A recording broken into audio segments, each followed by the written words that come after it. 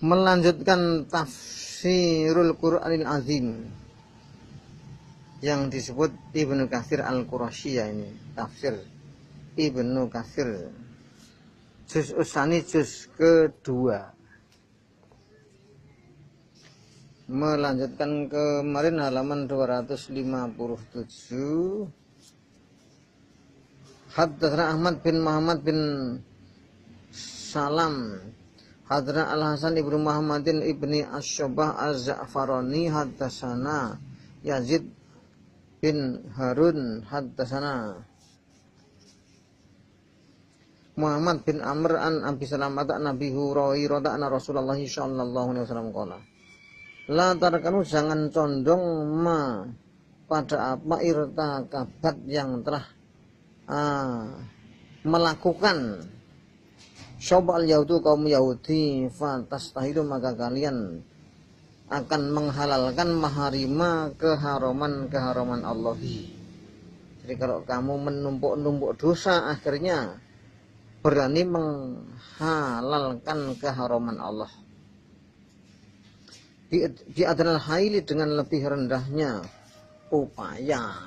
Jadi awalnya dengan upaya yang sederhana, tapi akhirnya nanti menjadi besar, berani melanggar yang besar.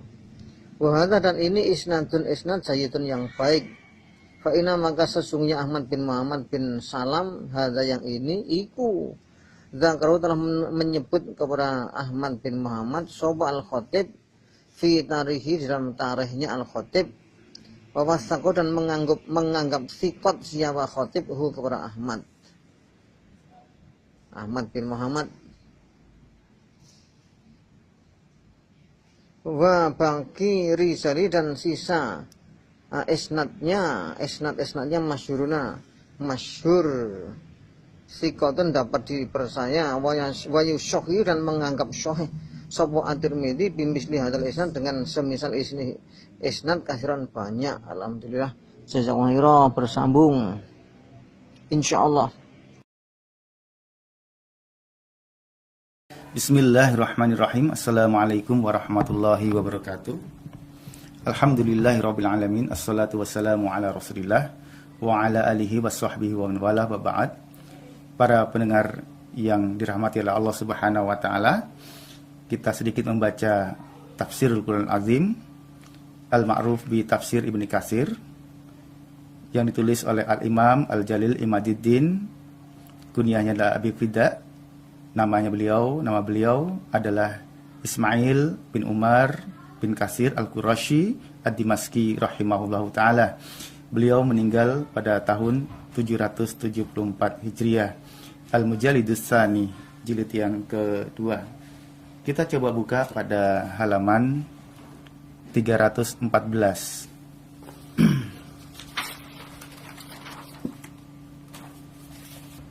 Ya, di sini disebutkan faqad qala al-faqih al-Imam Abu Abdillah Ibn Battah, telah berkata siapa al-faqih, seorang ahli fikih, Imam Abu Abdillah bin Battah rahimahullahu taala.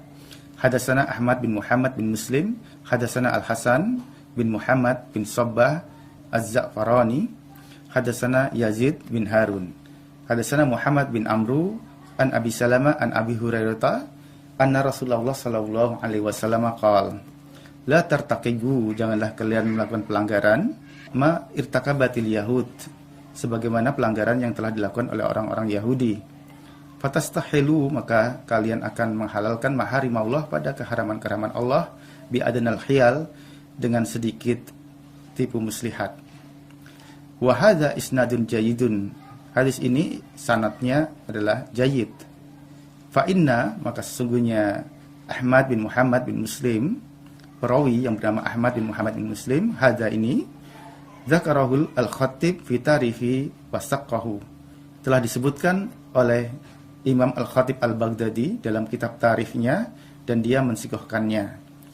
Wa baqiya rijalihi masyhurun sikatun, dan adapun perawi-perawi hadis yang lain, rijal-rijal hadis yang lain, mereka semua kedudukannya adalah masyhur dan terpercaya. Wa yusahhihu at-Tirmidzi bimisli hadzal isnad katsiran, Dan Imam Tirmizi banyak mensahihkan sanad-sanad yang memiliki kriteria seperti ini. Ikhwani fiddin, rahimani wa rahimakumullah, apa tipu muslihat yang dilakukan oleh orang-orang Yahudi? Di antaranya adalah sebagaimana dalam firman Allah Subhanahu wa taala dalam surah Al-A'raf 163, was'alhum 'anil qaryah allati kanat hadiratul bahr idh ya'duna fis sabti idh ya'tihim hitanuhum yaumat sabtihim surra'an. Tanyalah wahai Muhammad kepada mereka, siapa mereka? Yakni orang-orang Yahudi Madinah, tentang apa? Anil qaryah, tentang pendahulu mereka, yakni penduduk desa yang mereka menetap di pesisir, orang-orang pantai yang ada di Laut Merah. Ketika itu mereka menentang aturan Allah Subhanahu wa taala tentang hari Sabtu, di mana Allah Subhanahu wa taala menetapkan pada mereka untuk hari Sabtu untuk mengagungkan hari Sabtu, beribadah kepada Allah Subhanahu wa taala dan meninggalkan segala kegiatan duniawiyah. Namun Allah uji mereka di hari Sabtu, ikan-ikan banyak menuju pantai dan timbul. Dan pada wayauma la yasbituna la yatihim, dan selain hari Sabtu, selain hari Sabtuan mereka, ikan-ikan gak ada yang nongol sama sekali. Kadzalika nabluwahum bima kanu yafsukun. Demikian itulah kami menguji pada mereka sebab mereka melakukan kefasikan. Nah, orang-orang Yahudi, Ashabul Qaryah, penduduk negeri Ailah, ini mereka melakukan tipu muslihat, melakukan trik-trik kotor, ya. Yakni memang benar mereka tidak mengambil ikan langsung pada hari Sabtu, tapi mereka melakukan tipu muslihat dengan memasang jala pada hari Jumat dan memanennya pada Jumat malam atau pada hari Sabtu. Nah, kemudian Allah Subhanahu wa taala mengazab mereka dalam surah Al-Baqarah 165, faqulna lahum kunu qiradatan khasiin. Maka kami katakan pada mereka, jadilah kalian kera yang hina dina. Kemudian Allah Subhanahu wa taala mengazab mereka, merubah mereka menjadi kera dan hidup hanya 3 hari dan kemudian lenyap dari permukaan bumi. Dan mereka binasa semuanya. Ini yang pertama. Yang kedua, contohnya apa tipu muslihat dari larangan Allah Subhanahu wa taala yang dilakukan oleh orang-orang Yahudi. Sebagaimana sabda Rasulullah sallallahu alaihi wasallam, la'anallahu al-yahud, la'anallahu al-yahud, la'anallahu al-yahud. Semoga Allah melaknat orang-orang Yahudi. Rasulullah mengucapkannya 3 kali. Innallaha harrama alaihim suhum. Sungguhnya Allah Subhanahu wa taala mengharamkan atas mereka yakni as-suhum, lemak bangkai. Namun faba'uha wa akalu asmanaha. Namun mereka menjualnya dan memakan hasil jualan tersebut. Nah, mereka melakukan tipu muslihat dengan mentakwil bahwa yang dilarang itu adalah memakan langsung lemak bangkai dalam kondisi beku. Lalu mereka mencoba melakukan rekayasa dengan mencairkan lemak tersebut dan membersihkannya, lantas diberi nama baru yakni al-wadak. Lalu mereka menjualnya ke pasar dan memakan hasil jualan tersebut, dan mereka menganggap itu adalah halal. Nah, walaupun mereka melakukan rekayasa terhadap lemak diberi nama lain, namun hakikatnya tetap lemak bangkai yang diharamkan oleh Allah Subhanahu wa taala. Di sini kita dapat mengambil pelajaran, berubahnya nama tidaklah merubah hakikatnya. Kata anak sekarang, ya dia juga. Nah, ini adalah tipu muslihat yang dilakukan oleh orang-orang Yahudi untuk mengakali hukum keharaman Allah Subhanahu wa taala, yang Rasulullah SAW dalam hadis di atas memberikan peringatan kepada umatnya, yakni agar kita tidak melakukan trik-trik kotor gaya-gaya Yahudi ini, yang kalau kita melakukannya akan menyebabkan kita terlaknat seperti orang-orang Yahudi.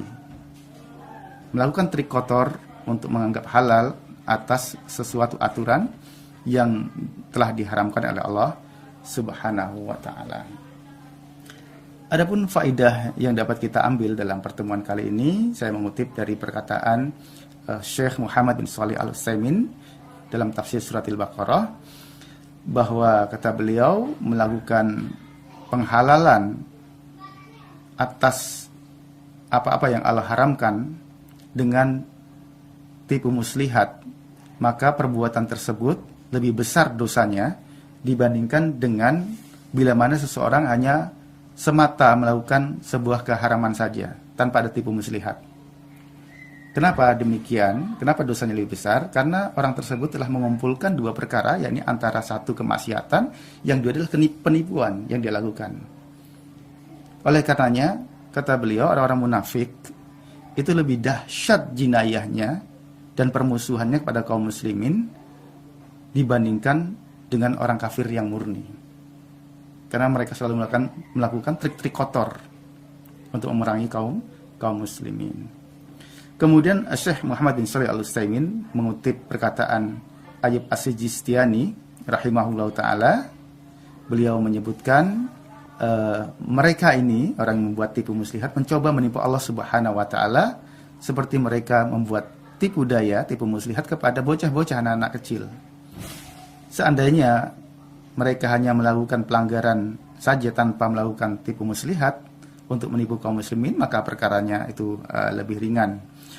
Dan kata beliau Syekh Muhammad bin Shalih Al-Utsaimin, pada hari ini apa yang dilakukan oleh sebagian kaum muslimin, kalau kita merenungkannya, mengamatinya, kita bisa melihat benda-benda yang haram seperti riba, kemudian direkayasa, kemudian diberi nama lain, bahkan ada sentuhan-sentuhan syar'i seakan-akan itu bukan ribanya. Ya, padahal asalnya adalah transaksi riba dan dia juga, ya. Tapi lantas direkayasa dan dibuat istilah nama lain untuk mengesankan bahwa itu bukan riba. Kata beliau, kelakuan orang-orang semacam ini lebih dahsyat dibandingkan dengan trik-trik kotor yang pernah dilakukan oleh orang-orang Yahudi tempo yang lalu. Wallahu ta'ala a'lam.